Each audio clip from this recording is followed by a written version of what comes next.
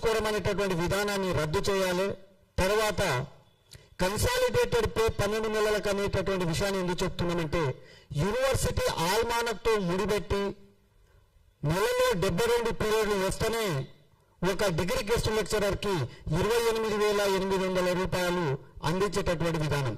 అంటే ఒక నెలలో 20 రోజులు కాలేజీలు నడవాలి. ఆ నడిచినటువంటి కాలేజీలో ప్రతిరోజు 4 పీరియడ్లు వస్తేనే మాకు 28,000 వేతనం వస్తుంది.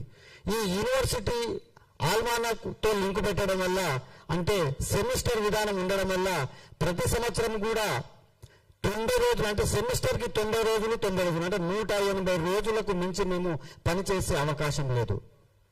తర్వాత ఇంకో విషయం ఏంటంటే, ఇక్కడ యూనివర్సిటీలో ఆల్మానక్కునే మేము ప్రధానంగా ఎందుకు చేస్తున్నామంటే, కాలేజీలేమో జూన్లో మొదలవుతాయి, మే వరకు విద్యార్థుల ఎగ్జామ్స్ పూర్తయ్యేది మే వరకు ఉంటుంది.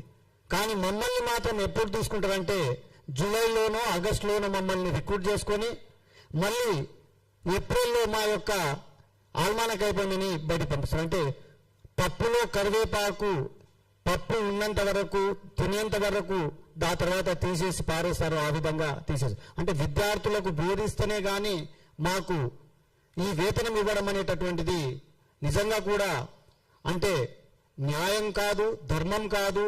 ఈ వెట్టి చాకిరి విధానాన్ని రద్దు చేయాలని చెప్పేసి మేము ఈ సభాముఖంగా కోరుతున్నాం. అంటే రాష్ట్ర ప్రభుత్వానికి ప్రధానంగా డిగ్రీ గెస్ట్ లెక్చరర్ల తరఫున మేము కోరేది, ఈ అసంబద్ధమైనటువంటి విధానాలు, అంటే రెగ్యులర్ ఉద్యోగులతో పనిచేస్తున్నటువంటి మాకు, కాంట్రాక్ట్ ఉద్యోగులతో పనిచేస్తున్నటువంటి మాకు ఎఫ్ఆర్ఎస్, తర్వాత బయోమెట్రిక్ ఉదయం 10 గంటల నుండి సాయంత్రం 4:30 వరకు మేము కాలేజీలో పనిచేస్తే మాకు నెలకు 28,000 వేతనం రాకపోతే మేము మా కుటుంబాలకు ఆర్థికంగా కావచ్చు, మా కుటుంబ అవసరాలను ఏ విధంగా తీర్చగలం? మరి మీరు లేనిపోయినటువంటి షరతులు పెట్టేసి పాఠం చెప్తేనే మీకు జీతం ఇస్తామనేటటువంటి విధానాన్ని రద్దు చేయాలి.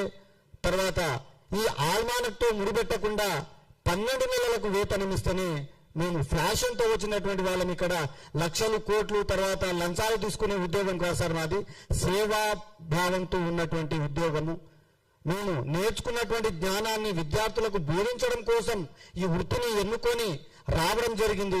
ఇక్కడ లాభాల కోసం కాదు, మేము నేర్చుకున్నటువంటి జ్ఞానాన్ని విద్యార్థులకు నేర్పి ఈ దేశ నవ నిర్మాణంలో, ఈ దేశ బంగారు భవిష్యత్తు నిర్మాణంలో భావి భారత పౌరులను ఆదర్శంగా తీర్చిదిద్దడం కోసం మాత్రమే ఈ వృత్తిని చేపట్టడం జరిగింది. గత ప్రభుత్వంలో కావచ్చు, ఈ ప్రభుత్వంలో కావచ్చు, అంటే రిక్రూట్మెంట్ ఇన్ టైంలో లేకపోవడం వల్ల